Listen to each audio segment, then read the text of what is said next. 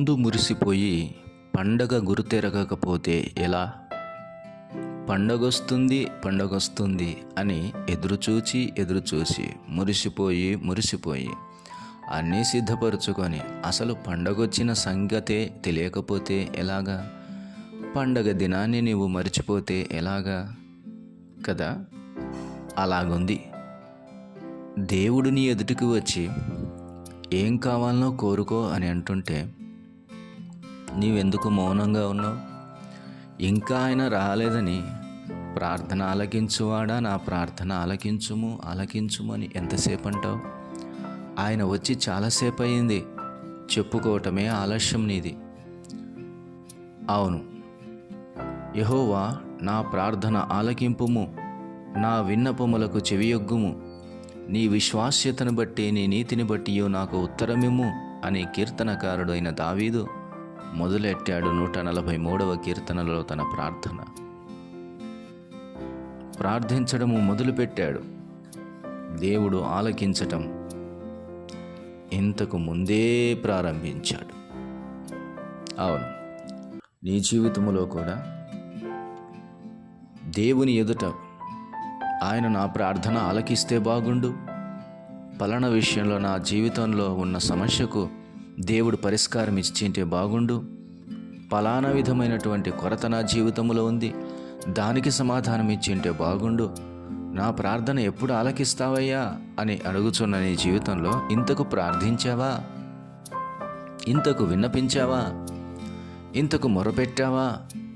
ఇంతకు మోకాల మీదికి వచ్చి ఆయన పాదాలను పట్టుకున్నావా? ఇంతకు నీ కనులు పైన చూడ్చడం మాని ఆయన పాదములను చూచుట ప్రారంభించావా? ఎందుకు ఇంకా ఆలస్యం? నీ ప్రభువు వచ్చి వినుటకు ఇష్టపడుతున్నాడు. నీవు విన్నపిస్తే వినకుండా మానునా? నీవు అడిగితే ఆలకించక మానునా? నీవు కోరితే ఆయన కాదనక మానునా? కాదనకుండునా? ఆలోచన చేయి. ఆయన నా యొద్దకు వచ్చువారిని నేను ఎంతమాత్రమూ త్రోసివేయను అని అంటున్న ప్రభువు నిన్నెందుకు త్రోసివేస్తాడనుకుంటున్నావు? త్వరపడు. నీ ప్రభువు వచ్చి చాలాసేపు అయింది. ఆయన నిన్ను పిలిచి చాలాసేపు అయింది. ఆయన అక్కడ ఉన్నాడు. ఆయన పాదముల చెంత పడి విలపించుము. ప్రభునందు ప్రియులారా, ఈ ఉదయకాల సమయంలో ఉదయమున ఆయన కృప మంచువలై కురయిచు అన్నది. ఉదయమున ఆయన కృప సమాచారము భూమి నలుమూలలా విస్తరిస్తూ ఉన్నది. లేచి చూడు, ప్రకృతి వైపు కనులెత్తి చూడు, ఆనంద గానములు పాడుతున్న కోయిల వైపు చూడు, సంతోషముతో అరుస్తున్న పిచ్చుకలను చూడు, ఎంత ఆనందంతో ఎగురుతున్నటువంటి ఆకాశ పక్షులను చూడుము. సంతోషముతో సంతోష గానములను వ్యక్తపరుస్తున్నటువంటి భూమి మీద ఉన్నటువంటి సకల వృక్షములను గమనించుము. ఎంత సంబంధమైనటువంటి ఎంతో తేజోమయమైనటువంటి ఆకాశ విశాలమును చూడుము. పారే జలపాతాలు, భూమి మీద ఉన్న సకలమైనటువంటి ఆయన ప్రకృతిని చూడు.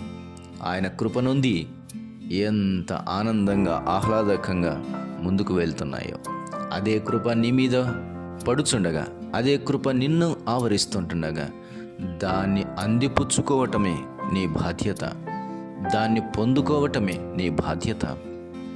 కృప నిన్ను ఆవరించి ఉండగా కృప పొందిన వాని భాగ్యం ఎంత గొప్పది. పులకరించిపో ఆయన కృపలో, సంతోషించిపో ఆయన కృపలో, గంతులు వేయము ఆయన కృపలో, ఆనందగానములు పాడుము ఆయన కృపను బట్టి. ఆయన కృపలో సంతోషించుము, ఆనందించుము, ఆత్మలో నాట్యమాడుము. ఏమని చెప్పగలను? ఆత్మపూర్ణుడైన వాని సంతోషము ఏమని చెప్పగలను?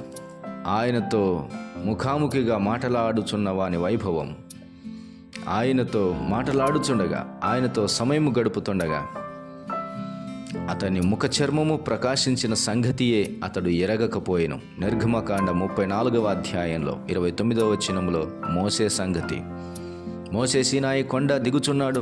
శాసనములు గల 2 పలకలు మోషే చేతిలో ఉన్నాయి.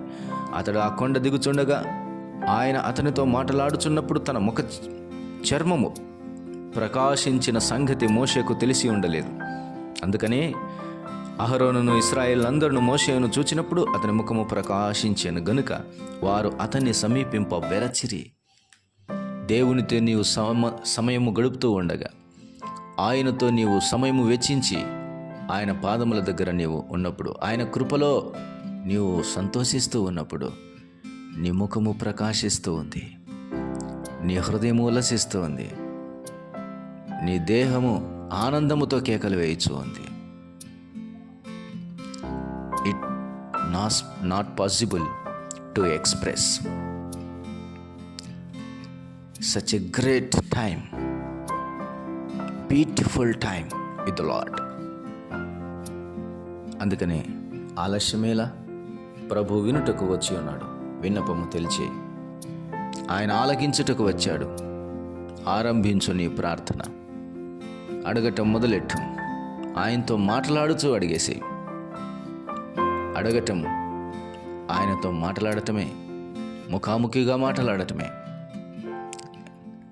ఈ ఉదయకాల సమయంలో అతి కృపా దేవుడు నీకును నీ కుటుంబానికి దయచేయునట్లు ఈ అద్భుతమైన సమయాన్ని ఉపయోగించుకోవాలని, వేకువనే లేచి ఆయనను సన్నుతించాలని కీర్తనకారుడు తన్ను సిద్ధపరుచుకుంటూ సితారాలెమ్ము అని తన సంగీత నాదములను సిద్ధపరుస్తున్నాడు. స్వరమండలమా లెమ్ము అని తన యొక్క స్వరమును సిద్ధపరుచుకుంటున్నాడు. తన యొక్క స్వరమాలికలన్నిటినీ సిద్ధపరచుకొని సంగీతము వాయించటానికి, పాడుటకును కీర్తించుటకును ఆయన సిద్ధపడి ఉన్నాడు. నీవు కూడా ప్రార్థించు, ఆయనను స్తుతించు, ఆయనను ఆరాధించు. ఎంతగా స్తుతించినా తీరదే నాశ,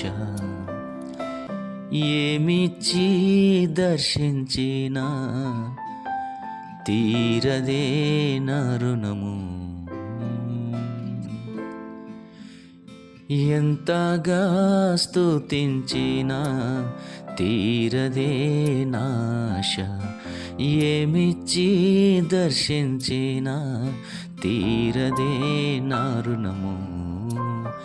యేసు యేసు యేసు యేసు, మహిమా ఘనత ప్రభావం నీకే.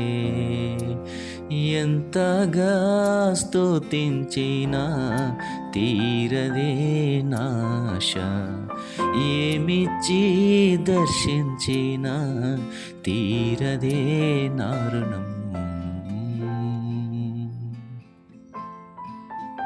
అలాగూ నీ ప్రాణముతోనూ నీ మనసుతోనూ చెప్పుకును, నా ప్రాణమా యెహోవాను సన్నుతించుము, నా ప్రాణమా ఆయన పరిశుద్ధ నామమును సన్నుతించుము, నా ప్రాణమా యెహోవాను సన్నుతించుము, ఆయన చేసిన ఉపకారములలో దేనిని మరువకుము అని ప్రాణాత్మ శరీరములతో చెప్పుకొని ఆయనను స్తుతించి ఆరాధించు. అట్టి కృపాదేవుడు మనందరికీ దయచేయునుగాక. ప్రియ తండ్రి, స్తోత్రం. మాటలు దీవించండి, విన్నవారి హృదయాల్లో కార్యం చేసి మహిమ పొందుమని క్రీస్తు యేసు నామముననే స్తుతించి స్తోత్రములు చెల్లించి ఆరాధిస్తున్నాము తండ్రి. ఆమేన్.